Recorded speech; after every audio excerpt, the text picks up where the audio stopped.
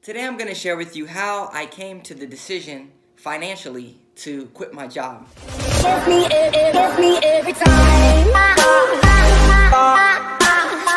I shared a post a couple weeks ago about my 6-month mini retirement, and there were a lot of comments and things said about me being about finances. And it's kind of interesting because, yeah, of course, I want people to be financially responsible, financially independent, save money, invest.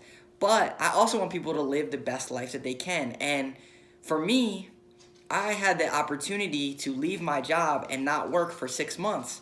And so I thought I would share with you how I came to that decision financially and what it looks like for me. So the first and most basic thing to break down is I looked at my budget. And when you have a budget, you can figure out each month how much you're spending. So for example, if I spend $2,000 a month on all my expenses, then I know that if I save $2,000 a month, I could theoretically live for 1 month without worrying because I have $2,000 in the bank and I know that my monthly expenses are $2,000. So what I did was I looked at that exact thing. I said, okay, let's say my expenses are $2,000 a month. How many months can I go without working? And for me, that was 6 months. So what did I do? I saved that $12,000. And then I knew no matter what, I wasn't worried about cash flow. I wasn't worried about anything else. I knew that I had that money in the bank. So for those 6 months, I could live without working and do something that I liked. There's other components that went into it as well. I had been working at the same company for 6 years. At that 6-year mark, when I finally left that company, 6 years allowed me to be fully vested into my 401k. So what that meant is my employer match was fully 100% after 6 years. If I left in 5 years, it would have been 80%. So that 6-year mark for me was another trigger point where I could say, okay, I'm not leaving any money on the table. I'm not leaving any percentage on my 401k on the table. I have money saved in a savings account so that I can live for the next 6 months. Not only that, I didn't just have $12,000 saved because then when I come back, I'd have $0. I'd be scrambling. There were other expenses that I had in my life going on. So I also saved for an engagement ring, which I did a post about that. I'll share the link below. I also bought a car because my last company that I was working for, I had a company car.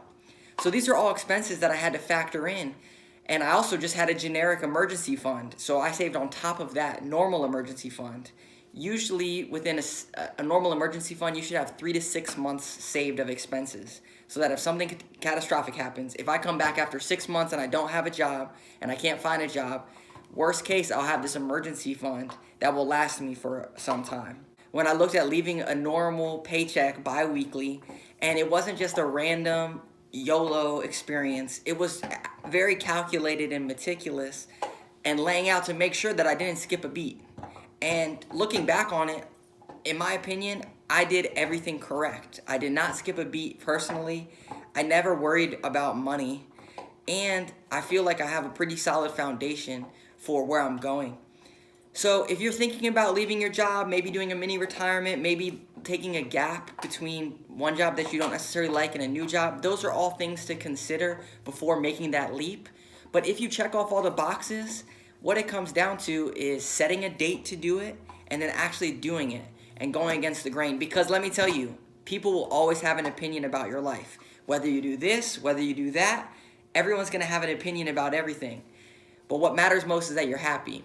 So if you like this video, be sure to hit that subscribe. I post videos about saving money, investing, traveling on a budget, and I'll see y'all next week. Give me